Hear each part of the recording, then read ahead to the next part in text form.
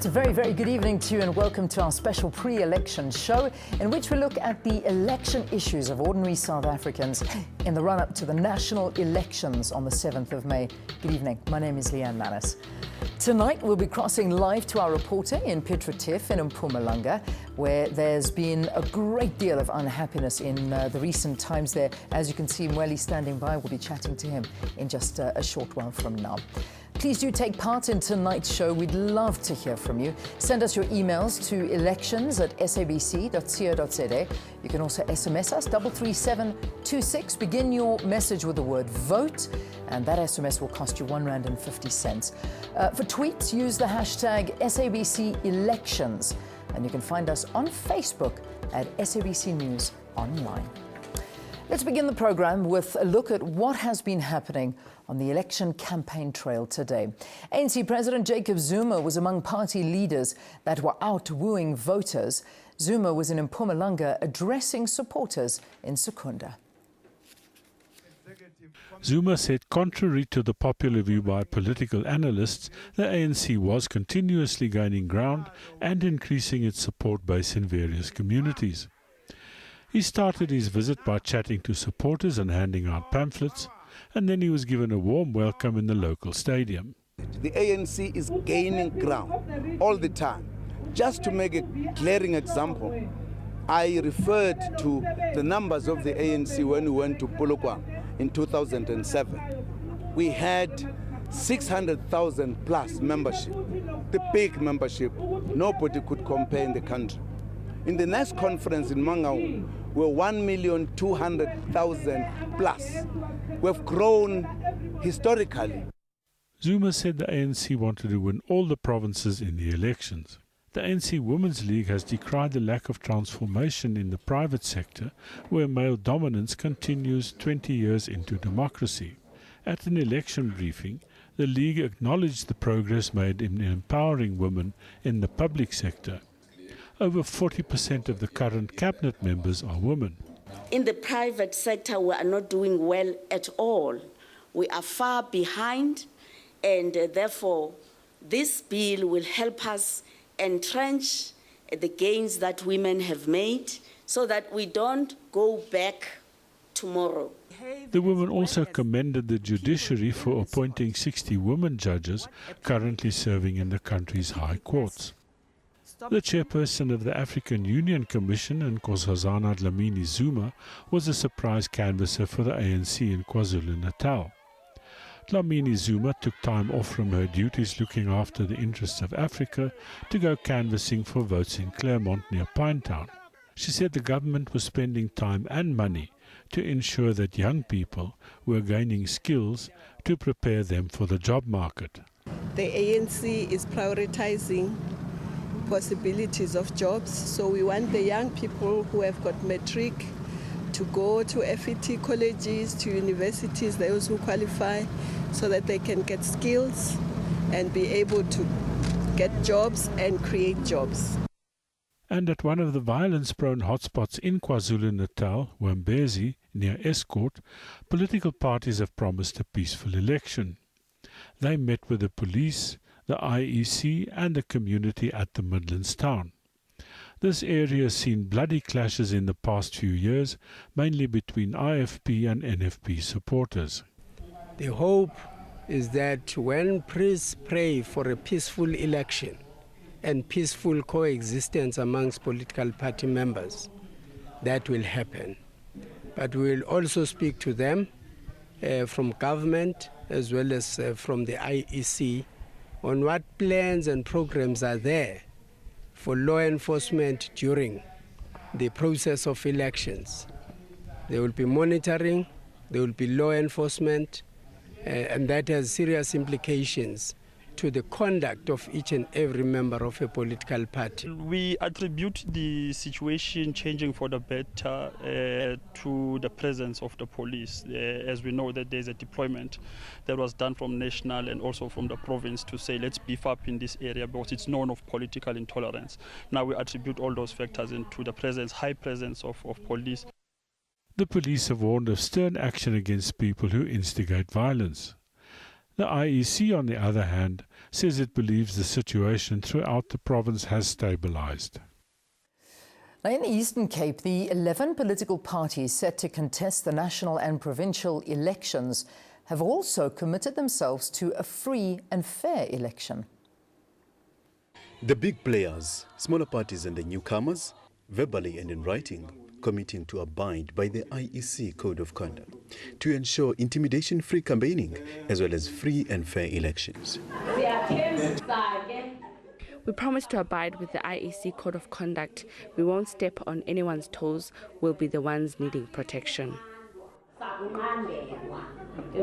As ACDB, this pledge means our commitment to ensure that we go to these elections open-minded, making sure that we respect every right of the voters and even our opposition to make sure that these elections are free and fair. What IEC has prescribed to be the rules of the game would abide by those rules. Those of us who might not respect this code of conduct, we won't smile and cheer at them whilst they are removing our posters. We're basically committing ourselves on that one, and hence we are always creating a conducive environment for all political parties to thrive, and also calling upon all political parties to be tolerant to each other.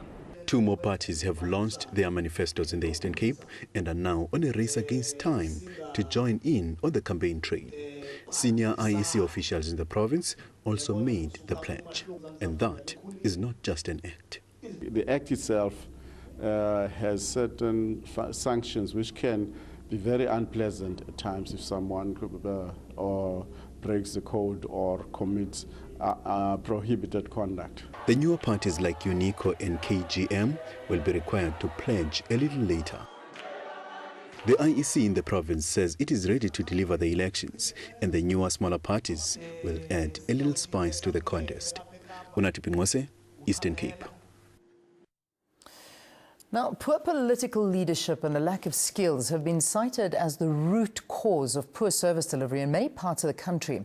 Mpumalanga is among those provinces that has been severely criticized by its residents for failing to deliver on its promises. A lack of portable water, poor road infrastructure, and a shortage of low-cost houses are some of the challenges that some communities have been facing for the past 20 years. But government is adamant that it is doing its best to ensure that everyone enjoys the benefits of 20 years of democracy. The result of empty promises.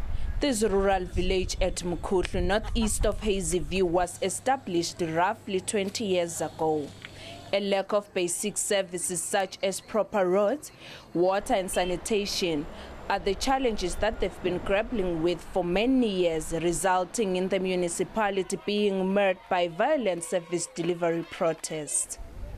This despite the launch of the multi-million rand Inyaka water provision scheme. The community is concerned because despite the installation of water reticulation system, they still have no water.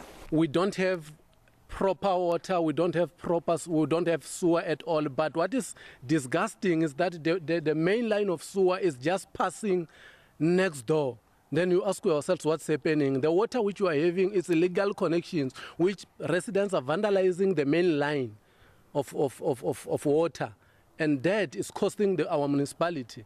And when you ask, how are we going to end this, no one is giving an answer. We've got huge challenges in Bushbuck. One, we've got a problem with the infrastructure in Bushbuck Ridge. We've got a problem with crime around Bushbuck Ridge. Then we are expecting the government, our current government, to intervene about our challenges. Currently, as we're speaking, in Bushbuck Ridge, we don't have water at all. The government promised that after the completion of the project, water shortage in Bushbuck Ridge would be a thing of the past. But up to now, it has failed to fulfill its promise. A lack of expertise at municipal level is cited as a greater challenge. To bring such municipalities up to scratch, some were placed under administration. A process the government believes will rescue the dire situation. In certain areas, these municipalities were left with no options. You find that the governance and the leadership has just collapsed. They can't discharge their responsibility. That's why last year, the executive of the province, led by Premier Mabuza, took a very difficult decision, but a necessary one. Emalahleni, they were unable to provide water. And when they were unable to provide water, the roads were full of potholes. The administration had been taken over by junior employees. The leadership of the province then had to invoke Section 1391B of the Constitution and place the municipality under administration. We can indicate that, including in Bushbuck-Ridge local municipalities, those two municipalities have stabilized, but they are not actually on the stage where they can walk on their own.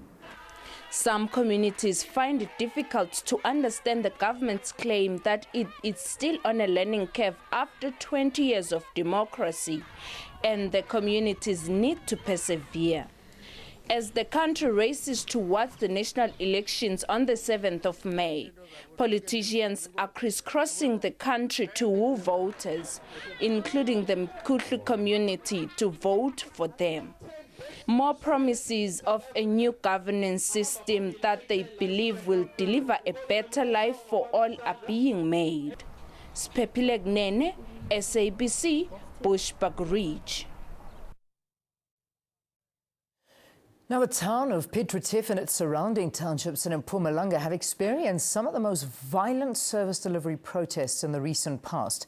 Let's now cross to our reporter, Mweli Masilela, who is standing by in Tandukukanya Township. Mweli, a very good evening to you. Service delivery, or the lack of it, is bound to be a major election issue. What is the current state of service delivery in the area that you're in? A very good evening to you, Leanne. We are coming to you from the Tandukukanya Township here in Piet Retief in the Mkondo municipality.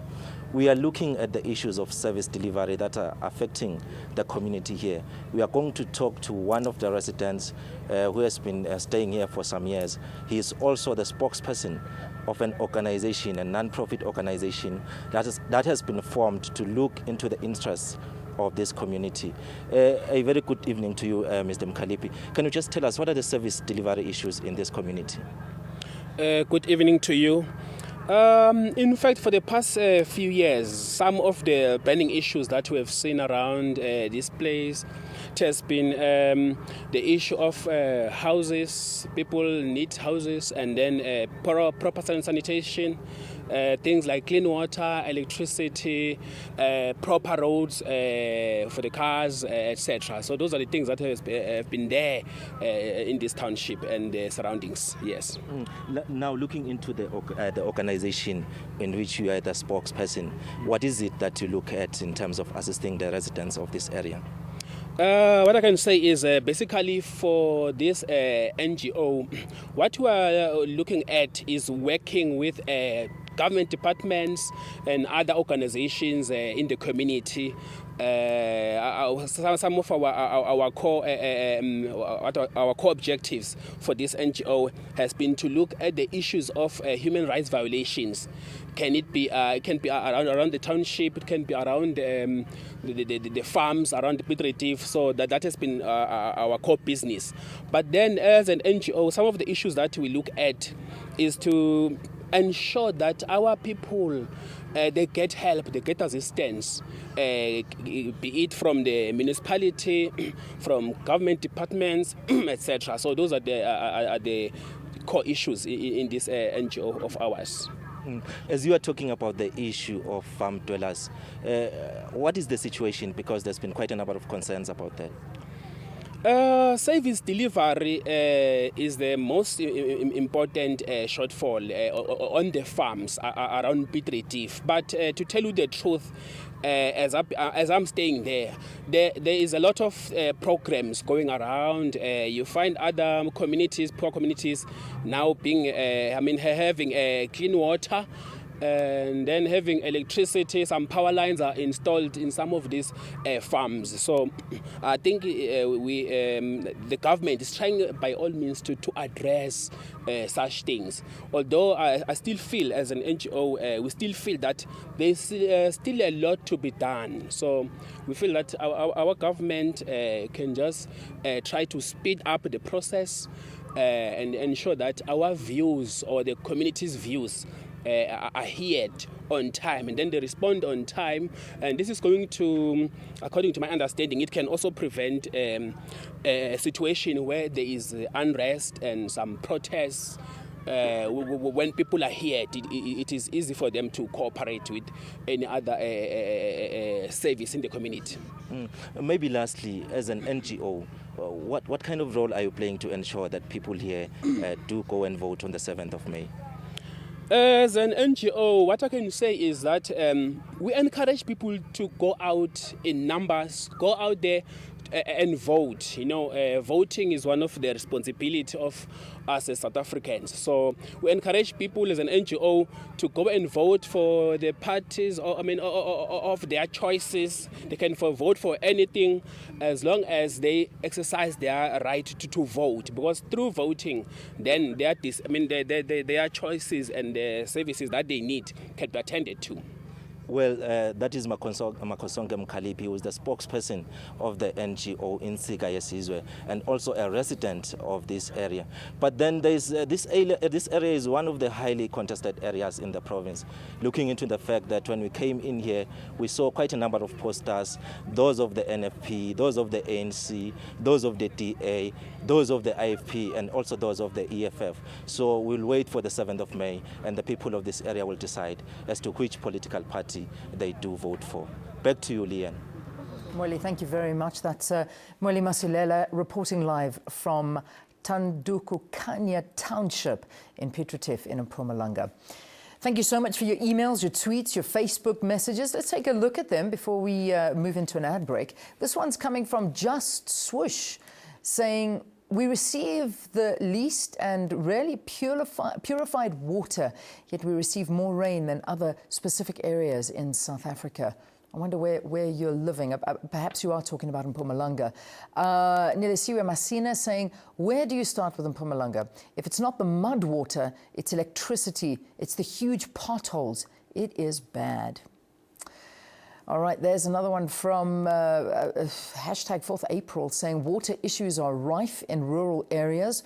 One has to bore a borehole to survive when you have the means. And the last one in this set is from VIG saying, it's a good story to tell right there. Oh, and hello, cholera. SABC elections, hashtag, that's how you get hold of us. These are the comments coming from a lot of people, and it looks like majority from Mpumalanga, focusing in on the bad water issues in that province. All right, more after this. Let's take a break. Election news continues.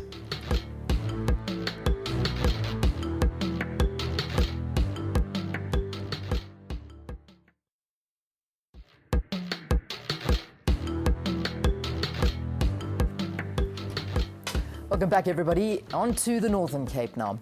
Opposition parties are targeting Namaqualand in their efforts to unseat the governing ANC. It is a hotly contested area, with the ANC, the DA and COPE all laying claim to it. The Namaqualand, the biggest region by land mass in the Northern Cape, and arguably the most beautiful. But it's a hotly contested area politically. For much of the 20 years post-1994, it was governed by the ANC. But during the last local government elections, it was ruled by a COPE-DA coalition. A by-election last year changed that. The ANC is once again in power.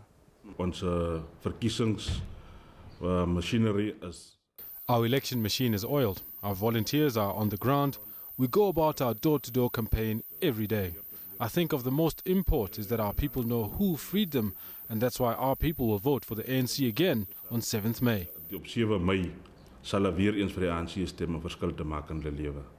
The DA, however, says it will take control of the area and the province in this year's polls. Gezien in die lig dat na aanleiding van die onlangse Ipsos markienomopnames staan die DA. In light of the recent Ipsos survey, the DA has 46% at the moment.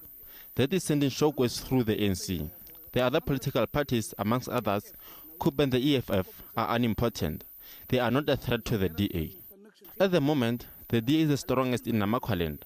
The ANC says they are the strongest, but it's not the case. Is op hierdie stadium die sterkste party. COOP's physical presence in the area has somewhat diminished. But New Kid on the Block, the EFF, is slowly making inroads. To what extent, only results they will tell. Meanwhile, the people from this area just want a government who can provide them with one thing. When I make my cross, I want something to happen. My children don't have jobs yet. The oldest and the youngest can also vote and they have registered. Now when they go vote, they have to think jobs.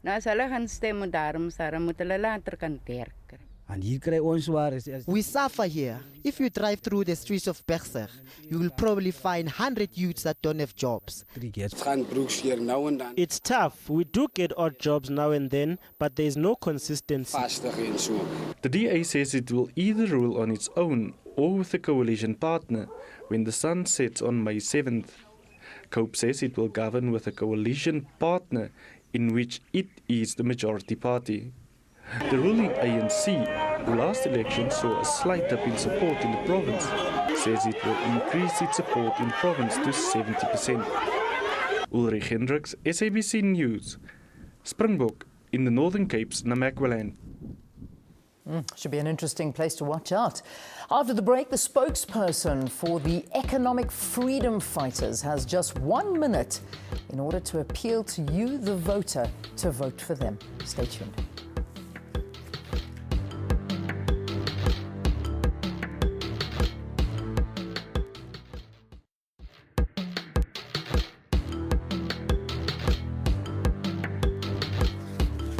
Right, welcome back. If you've just joined us, you're watching Elections 2014. It's a special pre-election show in the run-up to the elections that is, believe it or not, in just 15 days' time. Can you believe? It's just unbelievable as time has flown.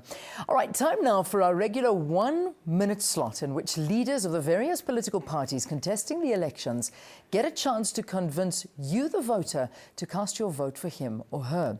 Here is EFF National Elections Coordinator, Godrich Gadi. Take a look. We are different from all political parties. We speak for the poor, the workers, the youth, nothing more, nothing less. But we say no shacks, no informal settlements. We shall change their lives. There will be employment. All right, don't you love it when you give a political party 1 minute? They only take 16 seconds. That's the EFF for you, the National Elections Coordinator, Godrich Gadi, appealing to you, the voter, to support his party. It's almost time to say goodbye, but let's take a look at one or two more tweets that have come through this evening. This is from Stimela saying, the road from Bambanana to Ingwavuma is very bad. It's better to turn it to a gravel one. A pothole there is like a river. Sure, okay. Mate Edwards saying the 2014 elections are no different. They carry more empty promises. Poor people are cheated. All right, Mate. And then Golani writing in and saying, if the government can deliver as promised, there won't be any protest for service delivery. Thank you, everybody, for participating in tonight's show, and thank you for watching. Just remember that your vote is your voice, and it's vitally important that you get out there and you cast that vote in 15 days' time on the 7th of May. Tomorrow night, we'll be back with more election news, covering the events that take place during the day and then reporting it all to you. Until then, have a fantastic evening. Thank you so much for watching, and enjoy Seven Delan up next. Good night.